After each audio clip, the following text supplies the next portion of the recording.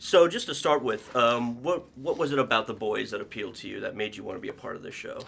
I think I just had to read the sides for the audition, and as I'm like, this is it. I want to, I like this character. It's like I can do something with it, and then I read the script, and Seth never involved, and that was it. I wanted it from the jump. So I felt the same way. Yeah, pretty much the same way. Once you read the sides, and when I got my hands on the script, I was like, oh yeah, this is going to be a monster show. Yeah. For people who aren't really prepared for it, how would you kind of describe what this is? It's hard to describe. Yeah, I got to prepare my parents and grandparents for it, so I don't know what I'm going to tell them. But I love the fact that despite everything we've seen in superhero genre, this show still shocks.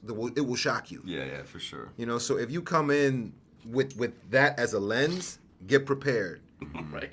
So I think that's hard to do nowadays, man. Yeah, it is. To still shock people? Yeah. It is, man. The end of the first episode everything. is unbelievable. Well, get ready for the rest of the episode. Yeah, exactly. Yeah, It's even crazier. Yeah, it gets crazier. Just sort of generically, how would you kind of describe your character? What can you tell people? My character is Mother's Milk.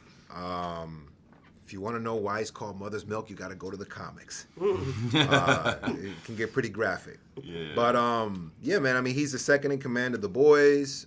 He's considered the brains of the boys, and just kind of keeps everybody from going off the rails. Because the boys, believe it or not, are probably just as sick mentally as the Soups are. So he was brought in to do just that, to kind of be the mom of the bunch. Right. And how about your character? So I play the Deep, who's, a parody of Aquaman in a sense. He thinks he's the number 2 guy, but he's like, he's very insecure about being the fish guy. And, he's definitely on his own journey throughout the whole thing, and it comes full circle. He definitely has some repercussions for what happens. But it's fun to play. There's some comedy in there, and it's one of the 7, one of the superheroes, and yeah. For a show that's so kind of dark but also kind of funny, what is the atmosphere on set like when you guys are shooting? Is it just so much fun? Well, maybe. Yeah, it's funny because it's almost like 2 different movies. Like what he's doing over there, the boys are in their own world, right. and for me, it's even more my own world. But for me, it's been a lot of fun, like excitement on set, a lot of collaboration. Everyone's like, best idea wins, and sort of never had that. So it's been a lot of fun.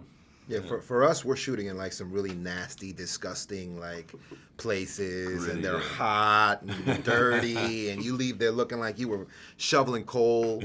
I remember the first time I walked up on your set, and saw Vought. I was oh my God, they get to work here every day. It's like all beautiful and pristine. It's literally 2 different shows. It's 2 different worlds, man. But that's what's great is that the pristine world is actually even more corrupt than the sort of gritty.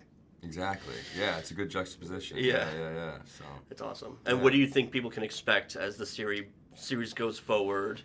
How do you prepare people for this? I think it's good because we get new characters like every episode on their side, and you also get to see, even like Homelander's, psychotic personality come out. There's so many characters. It's good to see the development and all that, and I mean, and obviously the storylines get a little bit crazy too. So they did a really good job with it. Yeah. Yo, tell me what I want, what I really, really want. So tell me what you want, what you really, really want. I can't do this. You just pulled the fucking trigger. Sorry.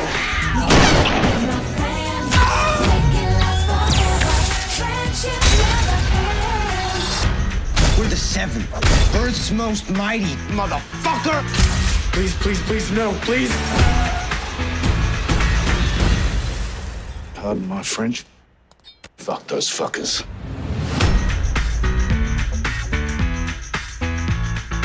If you wanna be my lover,